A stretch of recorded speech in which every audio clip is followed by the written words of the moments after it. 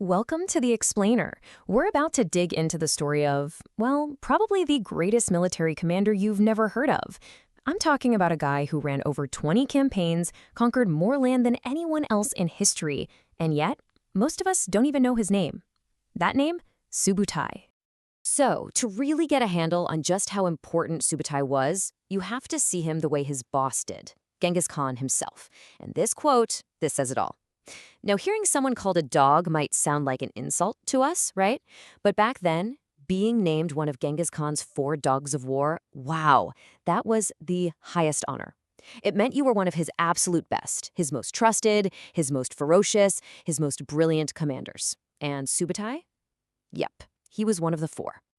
Okay, let's just focus on one number for a second. 65. 65 decisive battles won. And you know how many he lost? 0. Not a single one. I mean, just let that sink in. We're talking more than 20 campaigns, fighting 32 different nations. The amount of territory he conquered is just staggering, more than any other commander in history before or since. So the big question is, how on earth did he do it? Let's dive in. All right, so here's how we're going to break this down. First, we'll get to know the man himself. Then we'll look at the incredible Mongol war machine he commanded. We'll follow him into Europe, and then we're going to do a deep dive into his signature battle, Mohi.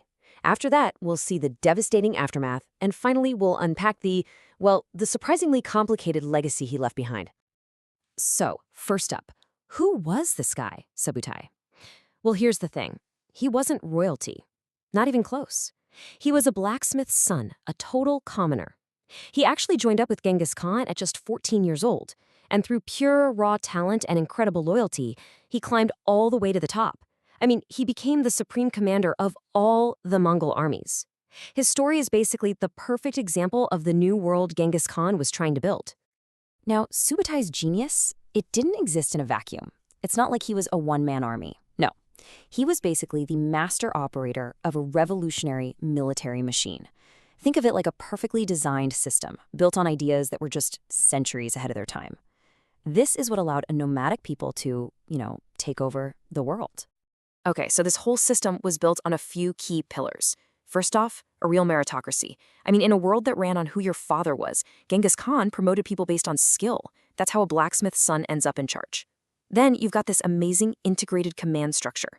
They used a relay system of riders, kind of like the Pony Express on steroids, for crazy fast communication. Their technology was also just better. That famous composite bow, it could outrange and outpunch anything the Europeans had. And, oh man, they were absolute masters of psychological warfare. They built up this terrifying reputation for brutality so that cities would often just give up without a fight. But you know what? Maybe their biggest advantage was just pure adaptability. They could change their tactics for any enemy, any landscape, any weather. They were completely unpredictable. And one of their classic moves, a perfect example of how they thought, was the feigned retreat. Now, this wasn't just them getting scared and running away, oh no. This was a stone-cold, highly disciplined trap.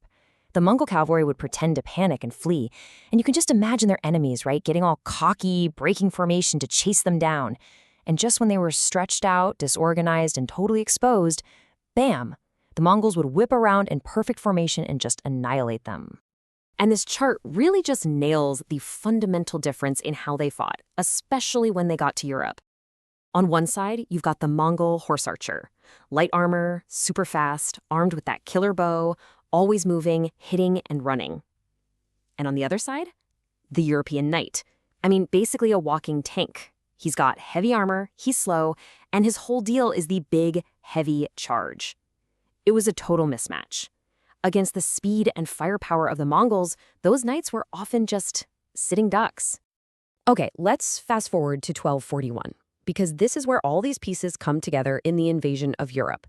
And you gotta understand, this wasn't just some random raid to grab some loot. No way. This was a full-blown campaign of conquest, planned down to the last detail. And the architect behind the whole thing, Subutai, he'd spent years gathering intel, sending spies to map everything out, the politics, the terrain, the armies. He knew Europe before he even set foot in it. So every war needs a reason, right? An official excuse. For the Mongols, it came down to a group called the Kumans. The Mongols had conquered them, and in their eyes, the Kumans were their subjects, basically escaped property. So when the king of Hungary, Bela IV, gave 40,000 Kuman refugees a safe place to live, well, to the Mongols, that was a huge insult. It was a direct challenge to their authority. And for them, that was more than enough reason to go to war. And this is where you see Subutai's strategic brilliance in action. He didn't just smash one giant army into Hungary. That's not his style. Instead, he split his forces into 3 separate armies, all working hundreds of miles apart, but all perfectly in sync. One army went north to crush Poland, so they couldn't help Hungary. Another went south through Transylvania to take out the forces there. And the main army, with Subutai and Batu Khan, drove right for the heart of Hungary. The strategy was just textbook genius: divide and conquer. Isolate your enemies and pick them off one by one before they can team up. All right, all of this leads to the main event, the centerpiece of the whole campaign, the battle that would decide the fate of an entire kingdom, the Battle of Mohyj on the Seja River. This is where Subutai would go head-to-head with the entire Hungarian army and its king, and what happened next, well, it was a masterclass in how to completely and utterly annihilate your enemy. The whole battle went down with just breathtaking speed. So the Hungarians actually got a tip-off that the Mongols were planning a night attack on the main bridge, so they hit them first, a surprise counterattack at midnight, and they won. They secured the bridge. They must have been ecstatic. But here's the thing. What they thought was the entire battle was really just the opening act. And in just a few short hours, that amazing victory was going to turn into an absolute disaster. So what was the Hungarians' biggest mistake? Pure overconfidence. After winning that skirmish at the bridge, they went back to their camp and started to celebrate. I mean, they thought they'd beaten back the main Mongol force. They had no idea that, 1, the bulk of the Mongol army hadn't even crossed the river yet, and 2, they just poked the bear and forced a military genius to come up with a new plan. And this is where you see Subutai's mind at work. His first plan didn't work, so what does he do? He adapts. Instantly. While Batu Khan keeps the Hungarians busy at the main bridge, and I mean really busy, using 7 huge catapults to pound their crossbowmen, Subutai quietly takes a chunk of the army south. In the chaos, his engineers throw together a makeshift bridge, and just like that, he's got a flanking force across the river ready to hit the Hungarians from behind. So when Subutai's force slams into the back of the Hungarian camp, it's just total chaos. They're getting hit from the front, now the rear, the army just shatters. And this is where the Mongols pull off another one of their clever, brutal tricks. It's something you might read in Sun Tzu's Art of War. As they surround the camp, they intentionally leave a small gap, an escape route. Now, why would you do that? It's simple psychology. An army with its back to the wall will fight to the last man, but an army that sees a way out, they'll run. And panicked running soldiers are so much easier to kill. The Mongol horse archers just hunted them down in the open. The victory at Mohyj wasn't just a win, it was total annihilation. The Hungarian army basically ceased to exist, and with nobody left to stop them, the Mongols just systematically tore the kingdom apart. The results were, well, they were catastrophic.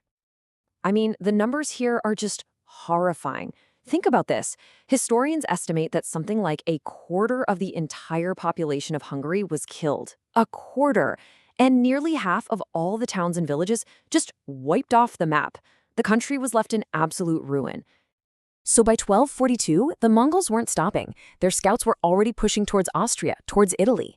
They were just days away from France. All of Western Europe was wide open. It really seemed like nothing could stop them. And then, history pivots on a single moment, thousands of miles away.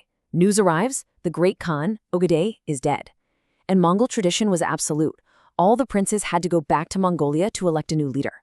Just like that, the invasion was over. The armies turned around and went home. Okay, so let's get to the final part of this story, which might be the most surprising twist of all. Because for the people who lived through it, the invasion was an absolute apocalypse. But the long-term legacy of the Mongol conquests, it's a lot weirder and way more complicated than just destruction. Because what came after all that fighting was a period we now call the Pax Mongolica, the Mongol Peace. It's a huge paradox, right? But by conquering this enormous stretch of land, from China all the way to Europe, the Mongols created a single, stable empire. And that meant the old Silk Road was safe again. For the first time in forever, you could travel and trade from east to west with relative ease. They basically created the biggest free trade zone in history up to that point. And this new stability kicked off this incredible exchange of, well, everything: goods, ideas, technology. Think about some of the most important innovations in history: gunpowder, paper, the compass. All of that technology flowed west along these newly secure trade routes, and it completely changed European society. At the same time, Western goods and ideas flowed east. So, as unbelievably brutal as the conquest was, the end result was that it connected the world like never before.